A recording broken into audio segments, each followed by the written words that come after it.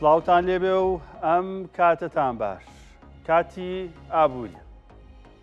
ئەم ئێوارەی ئەم بابەتانتان بۆ باسەکە.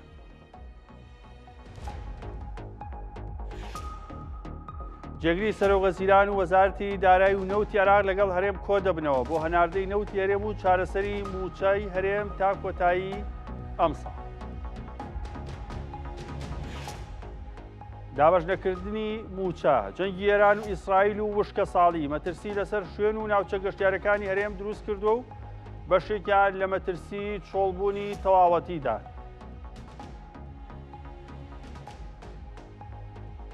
بەهای زێر دابەزی و پاوەنی بەریتانی و یۆرۆ بەرامبەر دۆلار بەرز بوونەوە. پاوەند 3 ساڵە و ئاستەبەرزەی تۆمار نەکردووە. یۆرۆش گەڕایەوە پێشجەنگی ڕووسیا و ئۆکراین. سەرەڕای هەوڵەکانی دۆناڵد ترەمپ بۆ بەهێزکردنەوەی ئەمریکا، هێزی دۆلار بەرامبەر شەش دراوە سەرەکیەکە بۆ نزمترین ئاست لە 4 ساڵی ڕابردوو دابەزی. ئەگەری هەیە زیاتریش بێهێز.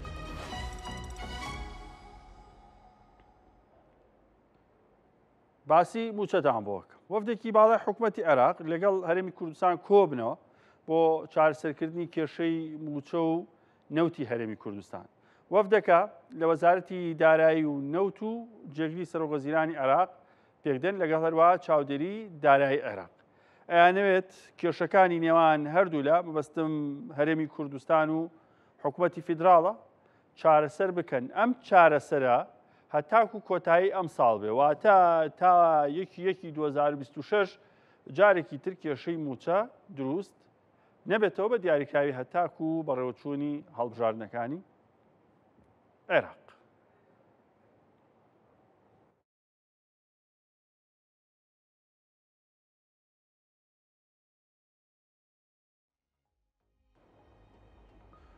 زیاتر لە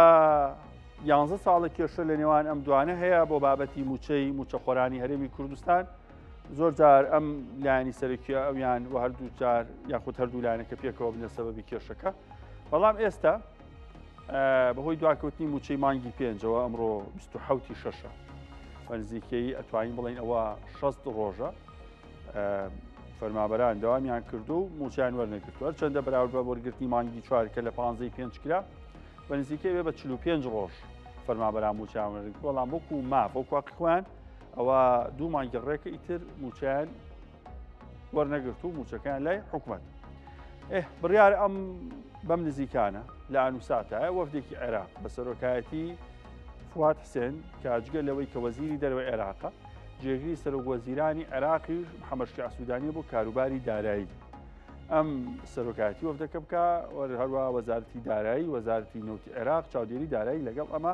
سەردانی هەرێم کرد کۆبوونەوە لەگەڵ هەرێمی کوردستان بکەن بۆ وەزارەتی نەوتیان لەگەڵ ئەیانێ قسەش لەسەر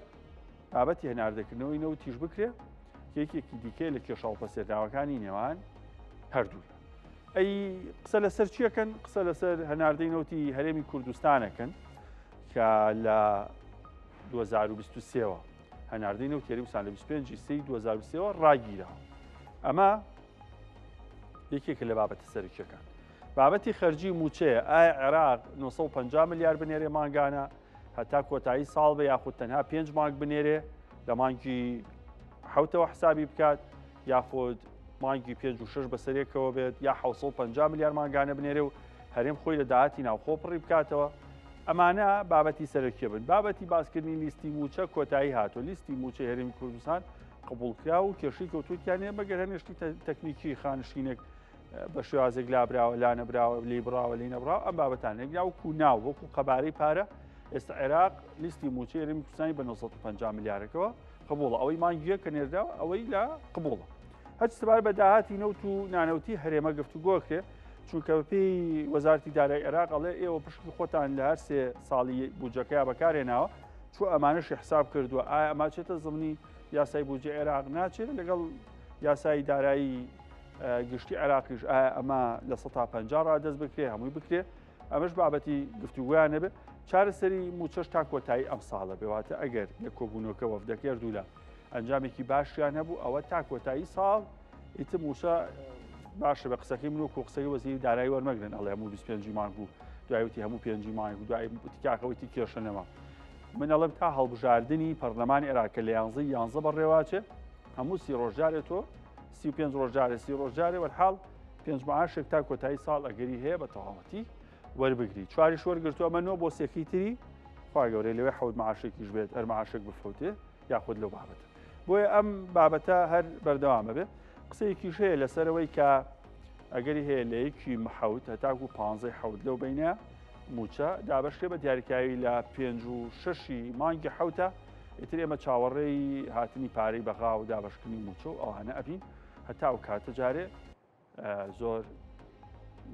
ینی چاوەڕێمە بن هەواڵ بێ بەیانی ماژێ دوو بەیانی بێ هەڵیگرین بۆ یەکی حەوت باشتر باسی بابەتی ترتان بۆکەم پەیوەستە بە بازارەکانی هەرێمی کوردستان ئەوش کردی گەشتیارێ لە هەرێمی کوردستان لە 2 هەفتەی ڕابردوو بەهۆی جەنگی ئیسرائیل و ئێران هاتنی گەشتیاران بۆ هەرێمی کوردستان نزیک بووە لە 0 واتە خەڵک گەشتیار نەئەهاتن بۆ هەرێمی کوردستان ئەگەر هاتوێتیشن تاکوتەرە سەردانی شارە واروان ناوچە جیاوازەکانی کوردستانیان کردبێ ئەوانشی کە پێشتر هاتبوون پێش دەست پێکردنی جەنگەکە بەشێکیان پێشوەختە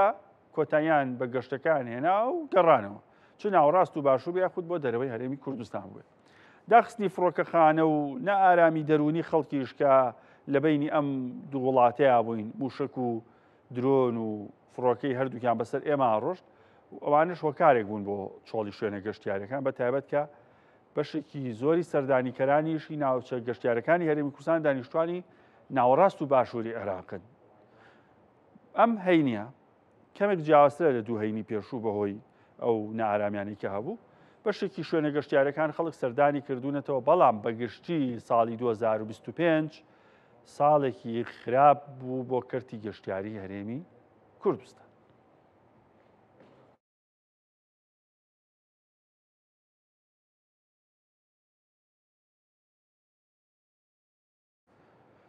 بابزانین شوێنە گەشتیارەکان چۆنن خەڵک ئەم هەینە چوونەتە دەرەوە و دو هەفتەی پێشوو چۆن بوو لەگەڵ سەلاح جەمیل پەیامنێری کورسان نیوز لە هەورامان هەروەها خالید ئەحمەد پەیامنێری کورسان نیوز لە دوکان لەسەر بابەتی کەرتی گەشتیاری قساکەین دوو ناوچەی گرنگی گەشتیارین لە سنووری پارێزگای سلێمانی سەلاح سلااوت لێبێ خای سلااو لێبێ بارودۆخی هەورامان چۆنە خەڵک هاتوون بۆ ئەو ناوچەیە بۆ گەشت و گوزار و بەسەربردنی کارتی خۆش بیلال بەراورد بە هەفتەی پێشوو ئەمڕۆ هەورامان بە تایبەتی بازاڕی کللتوری بیارە جموجوڵی پێوە دیارە بەڵام ئەم جموجوڵە سەردانیکەرە واتە ئەو گەشتیارانی کێن ئێرە یا و سەردانیکەرانی دێن ئێرە تەنها بۆ گۆڕینی کەشەوایەکە نەک بۆ کڕینی شت ئەگەر هاوکارمێنەکان بگوازێتەوە ئەمە بەردەم دوکانێکی خواردەمەنێ کللتوری کوردیەکانە تا خوارەوەی بینیت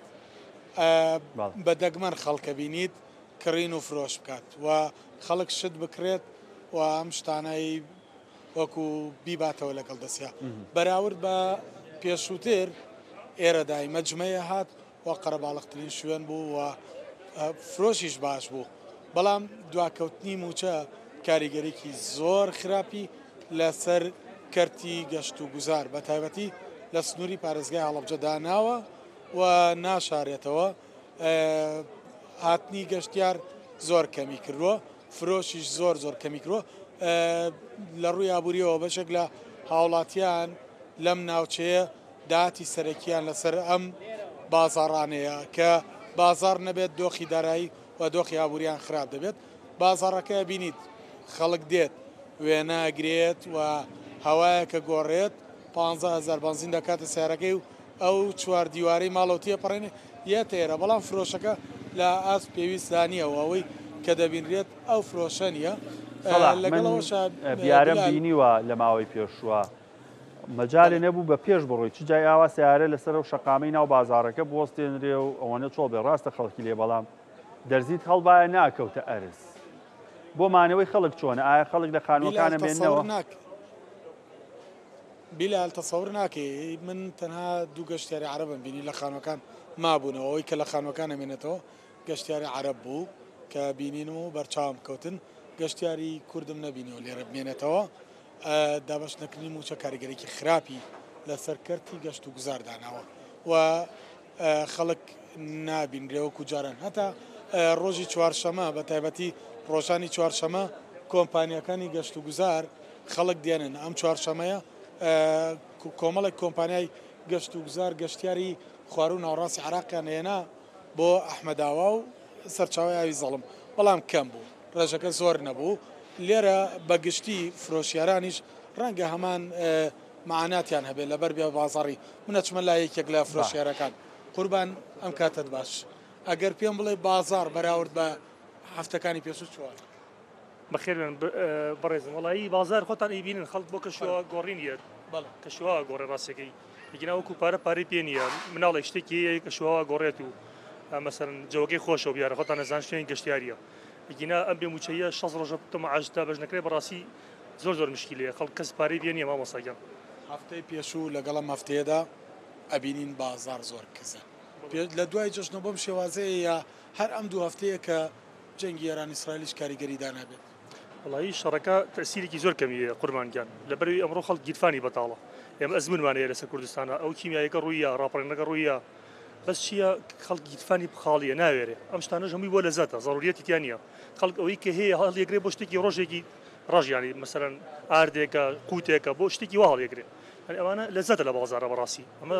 فرۆشیاران واتە ڕوبەڕووی گرفتێکی زۆری بێ بازاری بوون هەر زۆر خواگادارە زۆر بێ بازاریە ینی تا ئێستا شتی وام نبینیەوە لە ژیانەوە مێژووە بیارە قەدوا بووە یەکەم جار مشتی وای بینم یەکەم جار مشتی وای بینم ساڵە لێرە دوکانداری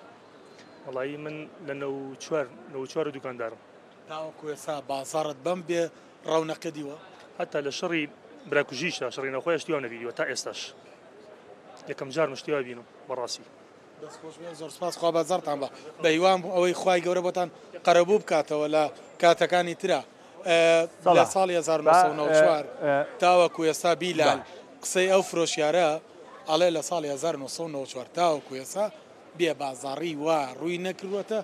فرۆشتنی بەرهەمی ناوخۆی لە و هەر بەگشتی سنووری ناحەی بیارەوە ئەو زۆر بەڕوونی قسەی کرد ئەو بێ بازاڕیە هۆکاری سەرەکی دابەشنەکردنی موچەیە کە حکوومەت هێرەمی کوردستان تاوەکو ئێستا نەیتوانێت موچە دابەش بکات بازار بژێنێتەوە دۆخی ئابووری تاکەکانیش بژێنێتەوە لەگەڵەوەشە تا ئاستێکی زۆر کەم تاقیکردنەوەکانی پۆلی دوانزەی ئامادەییش کاریگەری هەیە لەسەر چۆڵی ناوچە گەشت و گوزارەکان بەڵام بەو ڕێژە زۆرە ناکە بێموچەی گرفتی دروست سەلاح بە وێنەکەمان هەر هەبێ ئاسایی خۆت شوێ گۆر بگری با وێنەکەمان هەر بمێنێ لەگەڵ خالید ئەحمەد پامیر کورسانیوز لە دوکان و ئیسماعیل عوسمانیش لە سۆران هەر لەسەر شاشەیە بەڵام با خالید بزانین بارودۆخی دوکان چۆنە ئەم هەفتەیە گەشتیار هاتوونەتە ئەوێ سەردانیکەری هەیە بەراورد بە دوو هەفتەی ڕابرد و دوای جەژن بارودۆخەکە چۆنە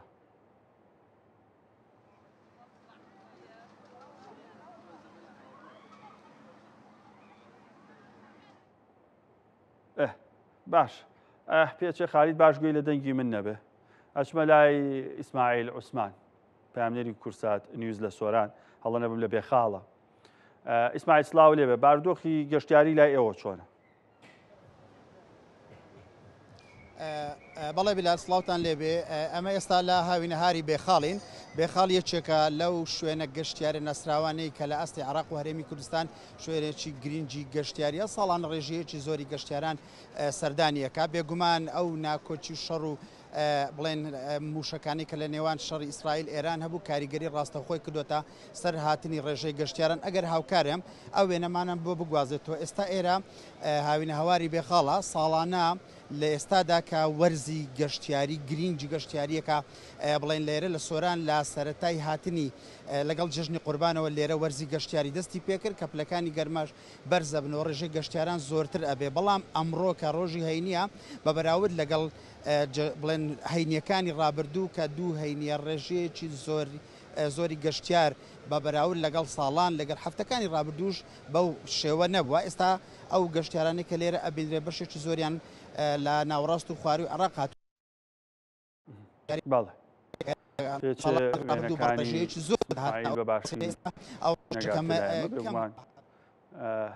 پێچە وێنەکانی ئیسماعیل بە باشی نەگاتە لە ئێمە تا ئەو بابەتە چارەسەرەکە لەگە خالید قساکەم خالید بارودۆخی دوکان چۆنە گەشتیار سەردانیکەری باش هاتوون خۆتان دەزانن سەیرانگای دوکانیەکێکە لەو ناوچە گەشتیاریانەی کە بە بەردەوامی چاوی گەشتیارانی لەسرە بە تایبەتی لە پارێزگاکانی ناوەڕاست و باشووری عێراقەوە لە هەر چواروەرزی ساڵدا خەڵک سەردانی سەیرانگای دوکان دەکات گەشتیاران دێنە سەیرانگای دوکان بەڵام لە ماوەی 2 هەفتەی ڕابردوودا بەهۆی جەنگی نێوان ئێران و ئیسرائیل ناسەقامگیری ناوچەکە تێکچوونی دۆخی سیاسی مەترسی لەسەر ناوچەکە وای کردووە کەمترین گەشتیار بێنە سەیرانگای دوکان لە ناوخۆش سەردانیکاران بەهۆی ئەو دۆخەدارایی کە تێکەوتون بەهۆی دواکەوتنی موچەوە کەمتر گەشتیار هاتوون ئێمە 2-3 سەعاتێکە لێرەین لە ناوچە گەشتیارەکان گەشتیار هەن و بەڵام کەمن ئەوانەی کە هەن زیاتر خەڵکی ناوەڕاست و باشووری عێراقن کەمکەمە خێزانی کوردیشەن ینی لە شار و شارۆچکە جیاوازەکانەوە هاتوونەتە ئێرە بۆ ئەوەی کە کاتەکانی خۆیان بەسەر ببن ئەگەر هاوکار محەممەد بتوانێت هەندێک لە دیمەنەکان پیشامدا دوایی لەگەڵ بەڕێبەری گەشت و گوزاری دوکان باسی دۆخی گەشتیاری و هاتنی گەشتیاران دەکەین ئەمانەی کە دەیبینن ئەم ناوچە گەشتیارانە بەر لەم با بڵین دۆخەی نێوان ئێران و ئەمریکا بە بەردەوامی جمەی دەهات لە گەشتیار و لە ناوخۆش خەڵکێکی زۆر لە شاری سلێمانی و شارەکانی دیکەوە ڕویان تێدەکرد بەڵام ێستا کە دواکەوتنی موچە هەیە موچە دابش دەکراوە کەمتر خەڵک هاتۆتە ئێرە لێرە چەند خێزانێکیش لێرە بوون قسەم لەگەڵ کردن باسییان لەوە کردکە و دۆخە کاریگەری خۆی کردووە لەسەرەوەی کە خەڵک با بڵین نەتوانێت بەدڵی خۆی گەشت و سەیران بکە جا من دەمەوێت لەگەڵ کاک ڕێژین ڕەوف بەڕێبەری گەشت و گوزاری دوکان قسە بکەم سەبارەت بۆ دۆخە کاک ڕێژین لە ماوەی ئەو 2-3 هەفتەیە ڕابردوو کە جەنگ بوو و لەلایەکی دیکەشەوە لە هەرێمی کوردستان کە دواکەوتنی موچە هەیە ئەمانە تا چەند کاریگەریان لەسەر هاتنی گەشتیاران هەبووە بۆ سەیرانگای دوکان و ناوچە گەشتیاریەکانی دوکان بەداخۆ لە شوێنە شەڕ هەبێ کەرتی گەشتیاری کەرتێکی زۆر ناسکە کاریگەری ڕاستەخۆیە بێ لەسەرەوە کەرتە هەتاوەکو 3 هەفتەی ڕابردوو بە شێوە لە شێوەکان جوڵی گەشتیاری تا ڕادەیەک زۆر باش بوو بەڵام لە دوای ئەو جەنگەی کە دروست بوو خاوبوونەوەیەک بەدیەکەین لە تەواوی شوێنە گەشتیاریەکانە و لەگەڵەوە شاقەیرانی دارایی ئەویژێکێکە لە هۆکارەکان کە هاوڵاتیانی هەرێمی کوردستان کەمتر دەتوانن بێنە دەرەوە بۆ گەشت و بۆ سەردانکردنی شوێنە گەشتیاریەکان کاک ڕێژین زۆرترین گەشتیاری ناوەڕاست و باشوور سەردان دەکەن لە ئێستادا دۆخەکە بەرەو ئەوە دەچێت کە وەکو جاران ئاسایی بێتەوە و هاتنی گەشتیاران زۆر بێت بە تایبەتی لە ڕۆژانی هەینیدا لێرە قەرەباڵغی زۆر هەبوو گەشتیاری زۆر هەبوو خەڵکی زۆر دەهات بۆ ئەم دیمەن و ئەم سروشتە جوانە بە بێگومان ئەوەی ئەمە پێشبینەکەین لە هەفتەی دواترەوە کە ئیمتحاناتی وزاری پۆلی دوانزەکانیش کۆتایی دێ ئەمەش واکات جوڵەیەشی زیاتر لە سەردانکردنی شوێنە گەشتیارەکان دروست بێ و خوار و ناوەڕاستی عێراقیش لە ئەمڕۆ ئەگەر خۆتان هەستان پێکرد بێت جوڵەیەکی باشەیە کە هاوڵاتیان ئێستا هاتوونە سەیرانگاکان و پێشبینەکەین لە هەفتەکانی داهاتوە ئەم جوڵەیە زیاتر بێت. کاک ڕێژین ئێوە ڕەچاوی ئەو دۆخەتان کردووە بە تایبەتی بۆ هەرێمی کوردستان کە گەشتیارێک بێت بە تێچوویەکی کەم لێرە شوێن بگرێ و گەشت و سەیرانی خۆی بکا و کاتی خۆی لێرە بەسەر بەرێت بە دڵنیاییەوە خۆت ئەبینی لە زۆرێک لە کەپرەکان زۆری چۆڵە و ئەمە واکات کە خاوەن کەپرەکە ئەوە لە بەرچاو بگرێت بەس بۆی بتوانێت شوێنێکی بدا بکرێ ڕێژەکەی زۆر کەمتر لە جومعەکانی ڕابردوو وەرەگرێت لە هاوڵاتیەکان بۆیە بە دڵنیاییەوە ئەتوانم بڵێم شوێنەکان سەرەکانیان ئێستا لە خوار سەری پێشووترە. کە لەگەڵ ماوەی سپاس دەکەم. بیلال دیارە وەکو کاگڕێژینیش باسی کرد دۆخەکە خەریکە بەرە و ئاسایی بوونەوە دەچێت گەشتیاران لە پارێزگاکانی ناوەڕاست و باشووری عێراقەوە دەست بە گەشتکردن دەکەنەوە بۆ ناوچە گەشتیاریەکانی هەرێمی کوردستان و سەیرانگای دوکانیش بە تایبەتی خۆتان دەزانن دۆخی دارایی ئەوێش باشترە دۆخە ئەمنیەکەش یان با بڵین جەنگەکەش وەستاوە و گرژەکان بەرەو کۆتایی دەڕۆن بێگومان ئەمە کاریگەری زۆری دەبێت لەسەر هاتنی گەشتیاران لە ناوخۆی هەرێمی کوردستانیش ئینشاءالله بۆ هیوای بە زووی موچە دابش بکرێ و خەڵک بتوانێت بە دڵی خۆی گەشت و سەیرانی خۆی کات و ناوسا گەشتیاریە جوان و سەرنجڕاکێشەکان بەسەر کات. زۆر باشە. خالید خۆت پشوویەک بە بەڵام با وێنەکانمان هەبێ هاوکارەکەت وێنەکانی ئاوە دوکانمان پیشان با دیمەنێکی جوانەیە خەڵکێکی باششی لێ هەر بژیت لەگەڵ ئیسماعیل عوسمان پێشتر قسەمە کرد لە بێخاڵ بوو بەڵام وێنەکان باش نەبوو باس لێوە کرد کە گەشتیار تا ئەستێک بەراورد بە دووەفتی ڕابردوو باشن بەڵام بەراورد بە ساڵانی ڕابردوو کەمترە. ئیسماعیل بارودۆخی گەشتیارەکە چۆنە بە تایبەتی لە ئێستا گەشتیاری ناوەڕاست و باشوور سەردانیکەری ناوەڕاست و باشوور هاتوون بۆ بێخاڵ؟ بەڵێ بیلال باسی ئەوەم کرد کە ڕێژەی گەشتیاران کەمی کردووە من دەمەوێت زیاتر گفتوگۆکەم لەگەڵ بەڕێوەبەری گەشت و گوزاری ڕواندز بی بەڕێز پارێز یوسفم لەگەڵدایە کاک پارێز سڵاوت لێ بێ ئەگەر بێ لایمێن ئەو کاتت باش ئەو کاتتان باش بەخێر بن. پێم بڵێ بارودۆخی گەشتیاری دوای کۆتایی هاتنی یان ئاگربەستی نێوان شەڕی نێوان ئیسرائیل و ئێران چەندە کاریگەری کردبووە ئێستا بارودۆخی گەشتیاری لە سنووری قەزای ڕواندز کە ناوەندی گەشتیاری گرنگی تێدایە بە چ ڕادەیەکە خۆی بەداخەوە شەڕ و کێشەی ئەو شەڕ و کێشانێک کە لە جیهان ڕۆدەن کاریگەرێکی ڕاستەوخۆ دروستەکە بە بەردەوامی لەسەر بە تایبەتی سێکتەری ئابووری و گەشتیاری ئێمەش بێبەر نەبووین لەوەی کە بێبەش نەبووین لەو شەڕ و گێچەڵی کە لە بینی وڵاتی ئیسرائیل و ئێران هەبوو تاسیرێکی ڕاستەوخۆی دروست کرد بەڵام بە خۆشحاڵیەوە ئێستا کە ئەگەر ڕووی کامێراکانتان بسوڕێنە بینە ڕێژەیەکی زۆری گەشتیار ڕووی لە بە تایبەتی هاوینە بە هەواڵی بێخاڵ و جوندیاوە ئەو شوێنە گەشتیارەکانەی کە لە ناوچەکە هەمانە من پێم وایە پەیوەندیە بیت و کاریگەری دروستەکە شەڕ باش ئەگەر پێمان بڵێ لە ڕۆژانی ڕابردوو یاخود لە ساڵانی ڕابردوو ژمارەیەکی زۆری گەشتیارەی ناوەڕاست و خوارەوی عارق لە ڕێگەی کۆمپانیەکانە دەواتن ئێستا ئێمە هیچ کۆمپانیایەک نابینین گەشتیار بین کەی ئەو گەشتانە دەست پێکاتەوە عادەتەن ئیمتحانەکان هەر بەردەوام بووینە تا ئەم هەفتەیە ئیمتحانەکانی پۆلی شەشوانەی بەردەوام بووینە بەڵام ئیتر لەمە بە دواوە دەست پێەکەن کۆمپانیا گەشتیارەکان دەست بە گەشتەکانیانەکەن بۆ ناوچەکە من پێم وایە بەهۆی ئەوەی کە ساڵانی ڕابردوو ڕێژەیەکی زۆری گەشتیاری عەرەب سەردانی وڵاتی ئێرانیان نەکرد بە مەبەستی گەشتکردن ئەم ساڵ بەهۆی ئەو شەڕی کە هەبوو ئەم ڕێژە زۆرەش ئەگەڕێنەوە بۆ هەرێمی کوردستان بەو پێیکە تێچۆکەی کەمترە و نێزیکتریشە بۆ گەشتیار گەشتیارانی ناوخۆل لە سڕادەیەکدان ئێمە بین لەگەڵ ئەو قەیرانی کەمتر گەشتیاری ناوخۆل لەو ناوچەیە بینرێت بێگومان لەوانەیە تاسیرێکی کردبی بەڵام وەک ئەبینن کە ئێستا ئەمڕۆ ئەگەر بچن سیر بکەن ئەبینن ڕێژەیەکی زۆری گەشتیاری ناوخۆ هەیە ینی کاریگەریەکە بەو شێوەیە نەبووە بەڵام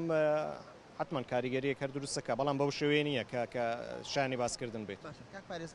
کەمی ئاو ئێستا ئەمە بین بەداخەوە ئاو زۆر کەم بووە تەنانەت لە دوو سەرچاوی ئاوی جوندیان و گەلی عەلیبەک هەبەتەوایی و شکبوونە و لە ڕێگای تر ئاوی بۆ هاتووە بێخاڵش ئەبینین بە ڕێژەیەکی زۆر کەمی کردووە ئەوە چەند کاریگەری هەیە خۆی کاک ئیسماعیل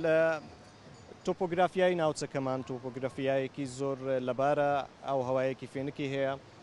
من پێم وایە کاریگەریەکی ئەو تۆی دروست نەکردێ بە تایبەتی لە هاوینە هەواری بێخاڵ بۆ حکومێکە ئاو هەیە بەڵام ئێمە تمۆعی زیاترن هەیە بە بەردەوامی لەوەی کە ئاوەکەن پێشتر زۆر بە ڕێژەیەکی زیاتر دیتە بەڵام ئەوەی کە بینن ئێستاش ئاو هەیە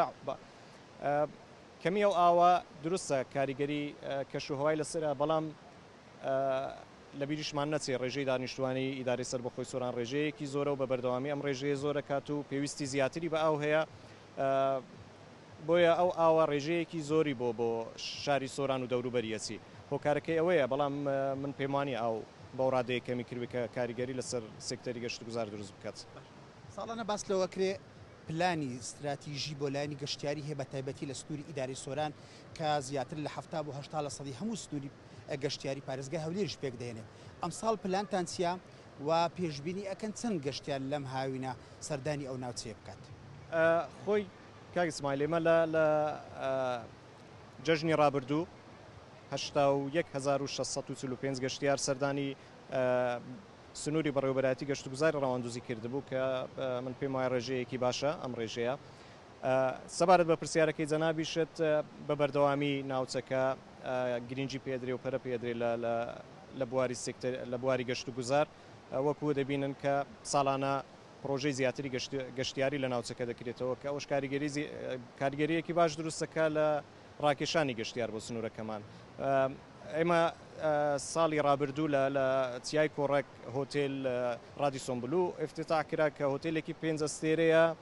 ئەو هەموو ئەو مواسەفاتانەی تێدا کە هۆتێلێکی 5 ستێرە پێویستە تێدابی. ئەوە کاریگەریەکی باشی دروست کردێ لەوەی کە گەشتیاری تایبەتی بۆ ڕاکێشەوە لە هەمان کات لە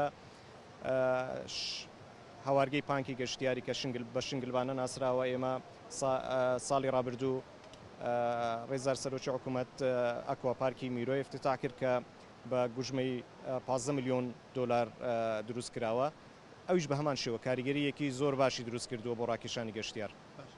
لە ئێستادا کە ڕێژەی گەشتیاری کەم بووە نرخەکان لە شوێنە گەشتیاریەکان تا ڕادەیەک دابەزینی بەخۆی بینیوە بۆ ئەوی سەرنجی زیاتری گەشتیاران ڕابچێشێت بۆ هاتنی گەشتیار بەو ناوچەیە خۆی عادەتەن بەو شێوەیە کە باست کرد هەڵاوسان دروست دەوێت کاتێک کە ڕێژەی گەشتیار زۆرە بێ خانووی گەشتیاری بەدەست ناکەوێت هۆتێل گەشتیاری بەدەست ناکەوێت لەوەی کە بەدەست ناکەوێت نرخەکان ئۆتۆماتیکی کەمێک بەرزترە بنەوە. بەڵام تا ئێستا من پێم وانیە ئەوەندە ڕێژەکە کەم بوو بێتەوە لەوەی کە بەو شێوەیە کاریگەری دروست بکات. پارێز یوسف بەڕێوەبەری گەشت و گوزاری سۆران ڕەواندوو زۆر سپاسکە لەگەڵێمەوەی کاک پارێز. بەڵێ بیلال ئەوە کۆی ئەو گفتوگویانە بوون بێگومان لە گەشتیاری لەو ناوچەیە بەپێی ئامارەکانی گەشت و گوزاری سۆران ڕێژەکە زۆر زیاتر کەمی کردووە بە بەراورد لەگەڵ ڕابردوو. بەڵام ئەگەر لە شوێنێکی گەشتیاری بەڕادەیەک جیاوازتر بێ بەڵام بەگشتی گەشتیاری لەو ناوچەیە کەمی کردووە بە تایبەتی ئەو 2 هەفتەیە ڕابردوو و بگرە ئەو زۆرترین ئەو گەشتیارانی لە سنووری ڕەواندز لە بێخاڵ جوندیان ڕەواندۆز ئەبێندران و بە تایبەتیش لە گەلی عەلیبەگ زۆرترین گەشتیاری ناوەڕاست و خواروی عێراق بوون کە لە ڕێگای کۆمپانیای گەشتیاری دەهاتنا ئەو ناوچەیە و ئێستا کۆمپانیا گەشتیاریەکان هەموو گەشتەکانیان ڕاگرتووە ئەوەی کە هەیە ئەوەی ناوەخۆی ناوەخۆش بەخۆی ئەو قەیرانە ئابوووریە کە لە ئێستا لە هەرێمی کوردستان بەرەوچی گرتووە کەمتر گەشتیاری ناوەخۆش دێتە ئەو ناوچەیە. لەلایەکی تریش کەمبوونەوەی سەرچاوە ئاویەکان کە ئێستا هەیە ئەوەش کاریگەریەکی زیاتری دروست کردووە. زۆر باش.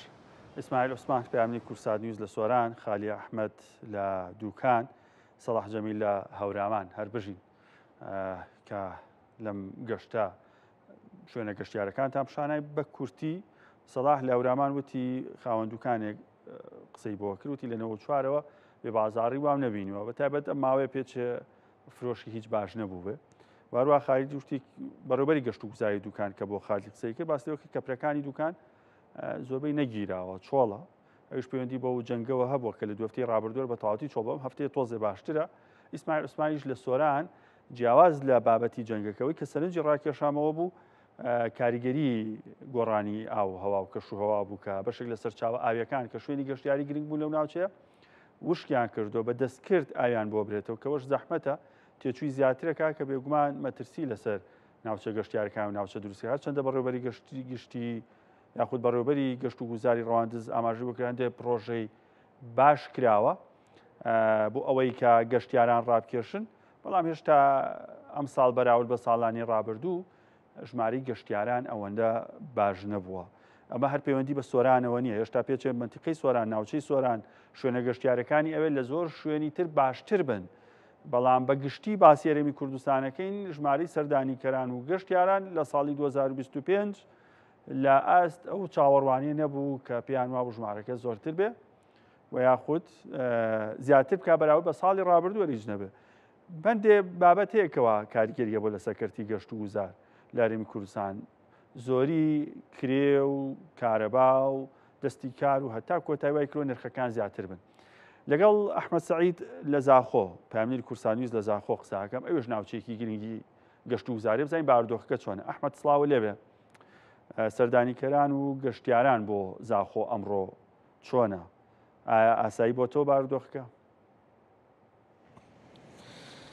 بله بیلال دمتا باش بتن حال با تورز هاوینه و بهم ودانه سالانه جی دوی ورزی داو تایبه جی هاوینا یعنی گلک گشتی ها ریوینگ سردان سنور اداره سر بخواد زاخواد کن پشتی وان 3 سالان جی پشتی زاخو جی قضای بو اداره سر بخواد راستی چند جهه کاتنه نیجن کردن و چند جهه کاتنه وی کردن وکی کرنیش پرا دلال قشلا زاخو بازار کفنی زاخو یعنی اف جه تنه و تاتینه آوا کردن و هاتینه نیجن کردن ایدی خلک یعنی گلک سردان زاخواد کن تایبه جی یعنی ئەمشێ بێژین زاخۆ بتە سەر سێ جۆر گەشتیارت ئێنە زاخۆ یعنی هەم گەشتیارێت نافخوا پارێزگەهێ دی بۆ نمونە پارێزگەها دهۆکێ هەولێرێ سلێمانی هەڵەبجا هەنی ئەوە وەکو گەشتیارێت نافخۆ هەر دیسانجی گەشتیارن ناوەڕاست و باشووری عێراقیژی باژارێ دیێت عێراقی بەغدا باسا گەلک سەردانێت کرد هەر دیسانجی ئەوە جهێ سەرنجێت زاخۆش بەرک و زاخۆ سەرسنوورێ وڵاتی تورکیا و سووریە گەلک گەشتیارێن دیژی لە بڕێکا دەواازەی نێودەوڵەتی ئیبراهیم خەلیل خەلکێ باکوورێ کوردستانی خەلکێ دیاربەکر باتمانێ جزیرێ گەلک سەردانا زاخۆت کرد واجهێن گەشتیاری پشتی ئەم بژین ژبەری وانده ڕۆژان 15 ڕۆژێت بۆریدا دەگەل دەستپێکردنا شارێ ئیرانی و ئیسرائیل ڕاستی ڕێژا گەشتیاری تایبەژیت نافخۆ و باشوور و ناوەڕاستی عێراقی گەلک کێم یعنی شێ بێژم تا 6 حتا 7 سادێ گەشتیار ڕێژاوان کێم ببوو کاوێت سەردانا زاخۆت کرد ئەوە ژی وەکو مەدیف چۆن کریمە پرسیار کردی ڕێبەریە گەشتیاریە زاخار دیسان ژیاو کۆمپانین وان گروپالت ئینن بۆ گەشت و گوزارێ زاخۆ وانە ئیشارە پندێدا کو ئەف بیژن ڕاوشە هەنێش بەر کاف شەڕێ هەنێ عێراقت نیوا وی شەڕیدا بیش بەر بێ چندێک و خەلکێکی کێم یعنی سەردانا زاخۆت کردێ پشتی شەڕ ماهی کات یعنی وان سێ ڕۆژە ڕاوش ئاسایی بوو ئەدیساوە خەلک یعنی پڕێکا گرۆپێت گەشتیاری گەلک سەردانا زاخۆت کرد لێ ئەوامت بێتە ساماژێ پێ بکەم ڕاستی ژبەر نەبوونا موچەی نەدانا موچەی گەشتیاری نافخوا کێم بووین یعنی ئەوێت پارێزگەهێ دهۆکێ هەولێری سلێمانیە کێمترت ئێنش گەشتیارێ دی ئەوێت باشوور و ناوەڕاستی عێراقی ڕێژاوانە پترە هەڵبەتە ینی گەل دەستپێکردنا جەژنێژی بەری چەند ڕۆژەکان ڕێژە گەشتیاری لە زاخۆ لە گۆڕی دیفچوونێت مە ئامەڕە ڕێبەریە گەشت و گوزارێ زاخۆ باڵافکردی پتری 5,000 گەشتیار تنێت توی هەفتەیەدا سەردانا ئیدارە سەربەخوا زاخۆ بکرد مەوێت ئەس ئاماژێ پلان جیهاب بکەن ئەوێت ئەو گەشتیارێ بێن زاخۆ ینی من بەنیاز بووم سەردانی زاخۆ بکەم ئەگەر بێن بۆ ئەوێ کوێ هەیە سەردانی بکەم ببینم گەشتیارێک بێت چی بکە بیلال کەنگی بێ سەر چاوات خزمەت دانیم بۆ زاخۆ زاخۆ گەلک گەشتیاری و جێت خۆش هەنە ئەvە ئێکشان جیهانە ئەvێ کوڕنیشێ پرادەلالە ئەگەر ئەوێ نەگرژیت گەلمە هاری کار بتن یعنی جهێکێ شنی ئەvە پشتی زاخۆ بێ ئیدارەکە سەربەخۆ یعنی پارک هەنە ئاف هەیە و ئاوا خابیری هەیە زیاتری 18 کیلومتر دناو سنتری باژار زاخۆدا دەرباز بن خەلکت ئێن سەردانێت کن البەتە نەها کێم خەلک سەردانێکش بەرکو پلین گەرمیە جارێ گەرمن یعنی ئەوە پتری خەلکتێن سەردانەوەت کە دەمێ شەویە لێ ئەوە ڕۆژ یعنی گەشتیار بێن سەردانا زاخۆ بکەن سنووری ئیدارە سەربەخوا زاخۆ بکەن چنەش دەروەی زاخۆش بەرکو وێرێ پلین ینی جهێن فێنک هەنە پلین گەرمیە نزمن وەکو ناحیا بژین دەرکارێ هەر دیسانجی قەزا باتیفا بوو نمونە ناحیا دەرکارێ گەلک جهەنە وەکو بژین شکەفتا بهێرێ شکەفتەکە کو پلین گەرمی ینی جهەکێ فێنکە پلین گەرمیە گەلک نزمن ئاوەکە سازگارە خۆش هەیە لێرێ هەر دیسانجی سیلاوە شەرانشێ سیلاوەکە گەلکی بژینە جێ گەشت و گوزارێ خۆشە دەشتە تەخی هەیە هەر دیسانجی ناحیا ئەم بژین قەزا باتیفا گەلک جهەنەوەکی شیلانێ و سۆڕیا و ینی گەلک جهەنە جهێن گەشتیاری خۆش بن ئەو جهەژی ڕاستی هاوینگە و ئەول vê ساڵێدا gelek hatîne nîjenkirinê. Kêşekil wêrê hebûye ku ew cih ji ber ku Zaxo sersinûrê welatê Tirkiye silsîla çiyayê bêjin Zaxo gel welatê Tirkiye ew cih jî gelek cara şerna beyna Parta Kirîkarên Kurdistanê PKK yanî dîsan welatê Tirkiye durist bî ew cih aram nebûn. Lê piştî ev pêvajiya hatî kirinê pêvajiya aştiye ew cih jî ev sala de aram bûye yanî xelkê me bê kêşe seredana wan cihat kin ew kêşe bêjin aramiya wan devera jî hindek hatiye parastin her çende hin cara şer û pevçûn dirist dibin lê beramber salên borî yanî ew cihe jî hatîne aramkirinê û hatîne bêjin destpêkirinê nîjenkirinê ew cihên havîngeh û geşt û guzarê tuyê dirê ber wê çendê yanî xelek demî spêde ya heta êvarî seredana ji derveyî zaxotkirin wan ciha Tir piştî Meğrepê ve şeviya ev cihe Kornîş heye, qişla Zaxo heye, bazarê kevnê Zaxo heye. Gelek cihene xelek bên seredana Zaxo bikin. Bele bîla. Ehmed Seîd peyamnêrî Kursanî li Zaxo her bijît. Her taw nexşeyî geşt û guzarî Zaxoyê pêwitîn serdanî kû bikî ve li kû bimênîtewe ve piyaseyê şewanî şi tenan li kû bi roj bo kû biçî şêj li kû bî. باسێکی بای دراوەکانتان بۆکەم یۆرۆ و پاوانی بەریتانی بەرزبوونێکی بێوێنەیان بەخۆبینی پاوانی بەریتانی بەرامبەر بە دۆلار بەرزترین ئاستی لە 3 ساڵی ڕابردوو تۆمار کرد 100 پاوەند گەیشتە 137 دلار. هاوکات یۆرۆ بەرامبەر دلار ئاستێکی بەرزی تۆمار کرد لە پێش جەنگی ئۆکراین و رووسیاوە هێندە یۆرۆ بەرامبەر بە دلار بەرز نەبوو.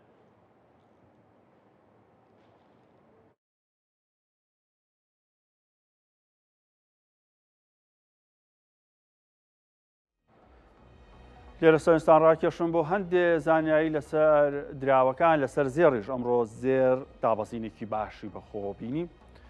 هەرچەندە پێشبینیکراوە بۆم خانانە بەخۆی ببینە گەڕانەوەی بۆ تۆمارکات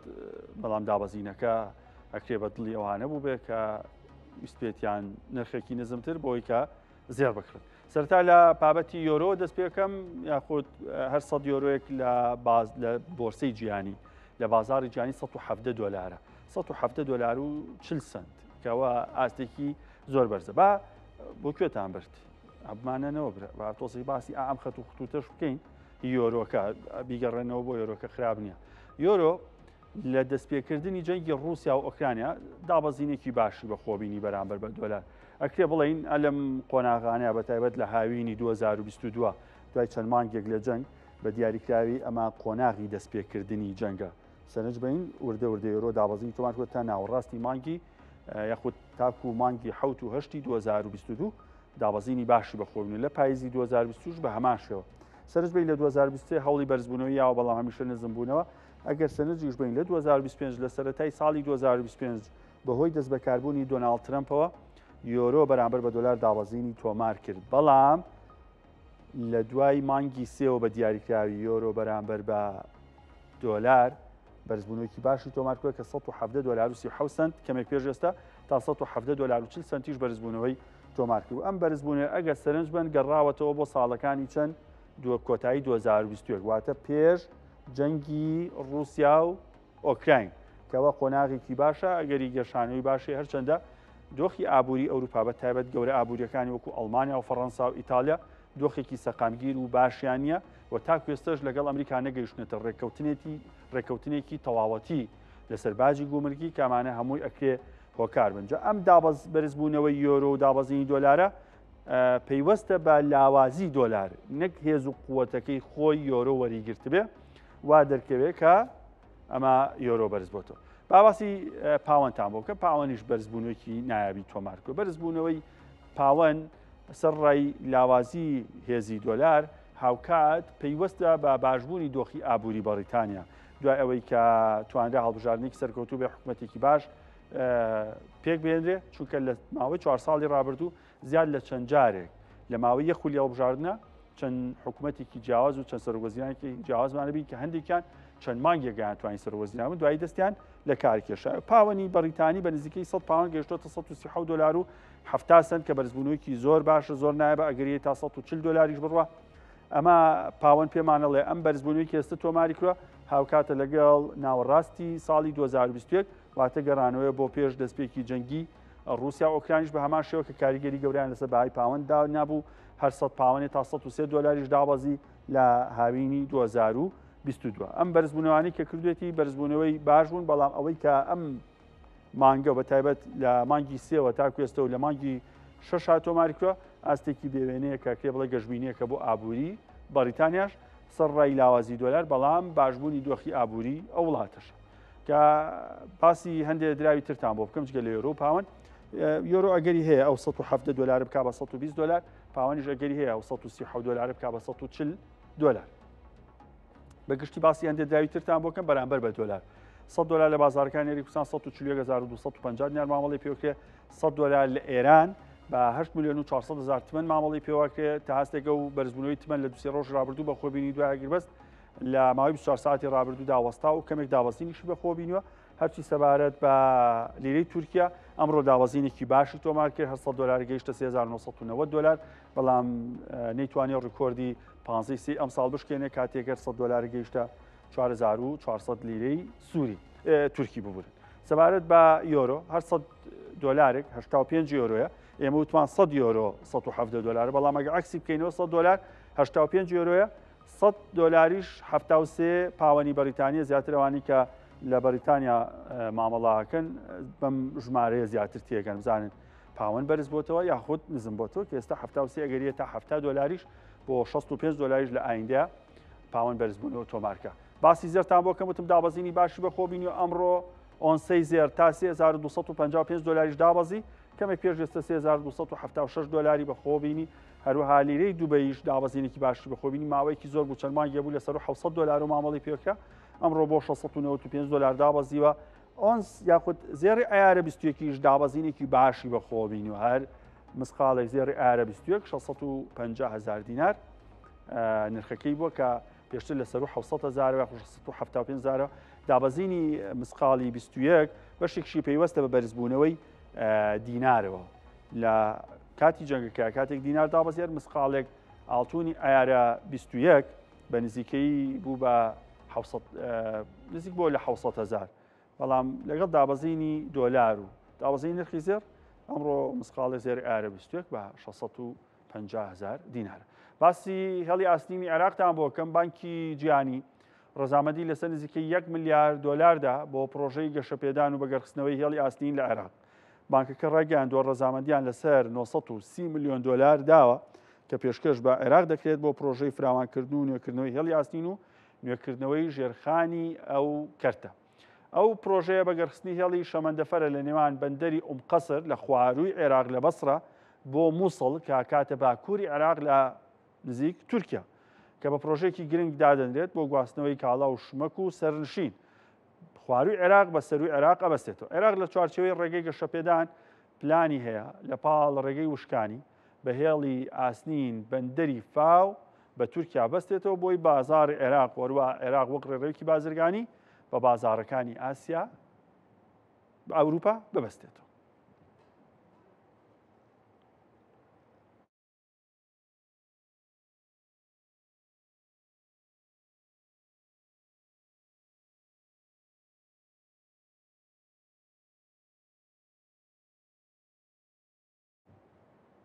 باسکی هێڵی ئاستینتان بۆکەم لە عێراق و ئەو پارەی کە بانکی جیهانی یاوێتی کە بێگومانەمە پرۆژێکی گرنگە بێت بۆ بژانەوەی کەرتی ڕێگاوبان لە عێراق. بانکی جیهانی بڕیاریان 930 میلیۆن دلار وەکو قەرزبات بە عێراق وەکو پاڵپشتێک بۆ ئەنجامدانی پرۆژەی هێڵی ئاستین بەگەرخستنەوە و نوێکردنەوەی 1047 کیلۆمەتر ڕێگەی ئاستینە بەندەری قەسر ئەبەسێتەوە بە مووسڵ لە باشووری عێراق بۆ باکووری عێراق. ئەمە بابەتی هێڵی ئاستین کە ئەو پارەی لەلایەن بانکی جیهانیەوە بۆ تەرخانکرا کە وتوان قەسر بە مووسڵ کاکەوێتە سەرەوەی عێراق بەستێتەوە گەری هەیە بازارەکان پێیوەستە بۆی کە ئەوێ بازاری ئاسیا بە ئەوروپاش ببەستێتەوە. هێڵی ئاستین خودە و پلانێکی عێراقێتەوە تا ساڵی 2037 ئەم هێڵە ئاستینە تەواو بکات. هەروەها ئەوێت بە نزیکەی گواستنەوەی لە ڕێ هێڵی ئاستین بۆ 6.3 تۆن کاڵای ناوخۆیی بەکاربێنرێ وارووا 1.1 میلیۆن تۆن کاڵای هاوردە و هەناردە لە ڕێگەی ئەم ڕێگاستینەوە قیتارەوە ئەم شەمەند و فێرەوە بگوازێتەوە 2 میلیۆن و 850,000 سەرنشینیش لە ساڵێکە گەشتی پێ بکەن. هەلی کار نزیکەی 30,000 هەلی کار ئەڕەخسێنەوە کۆلی کاری جێگرەوە و هەلی کاتیش بۆی کە ئەمە کۆنکرێتەکەن و ئاسنەکە دانێن و بینای بۆ دروستەکەن ئەگەر 21 زانستی 22,000 هەلی کار بڕەخسێنێ. ئەمە بابەتی هێڵی ئاستینەکە بوو لە بابەتی ئەوەی کە لە عێراق ئەنجامەدرێت. باسی هێزی دۆلارتان بۆ کەم ئیندێکسی دۆلار هێزی دۆلار بەردەوامە لە داوەزین بۆ نزمترین ئاز لە 3 ساڵی ڕابردوو. گەیشتنی بە 96 خاڵ گەڕانەوە بۆ پێش دەستپێکردنی جەنگی ڕووسیا و ئوکراین دابەزینی هێزی دۆلار شتێکی نامۆنیە لە ڕابردوو ئاستی نزمتری بەخۆبینەوە هەروها لە ماوەی خولی یەکەمی سەرۆکایەتی دۆناڵد ترەمپیش ئاستێکی کەمتر لە ئێستای بەخۆوە بینی.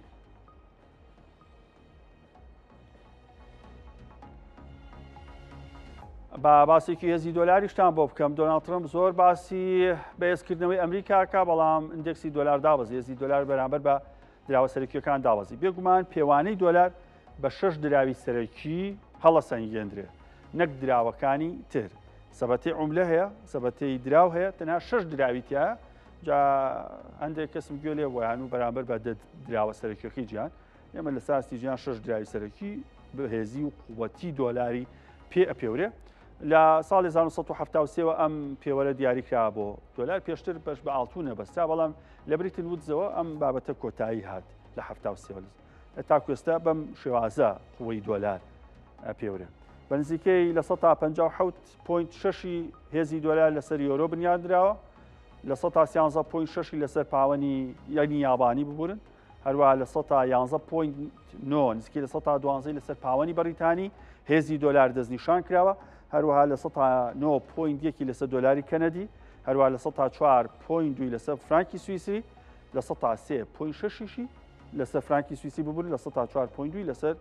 کرۆنی سویدی ئەمانە پێکەوە ئەکەنە لە 100 ئەو هێزە ئەبەخشن بە دۆلار ئەگە دۆلار بەرامبەرێکی کیان دابەزێ بە ڕێژەی ئەوەی بۆی دیاریکراوە کاریگەری لەسەر هێزەکەی دروستەکە ئەی ئەم هێزی دۆلار ئەندێکسی دۆلارە کاریگەری لەسەر چی دروستەکە کاریگەری لەسەر هەموو شتێک دروستەکە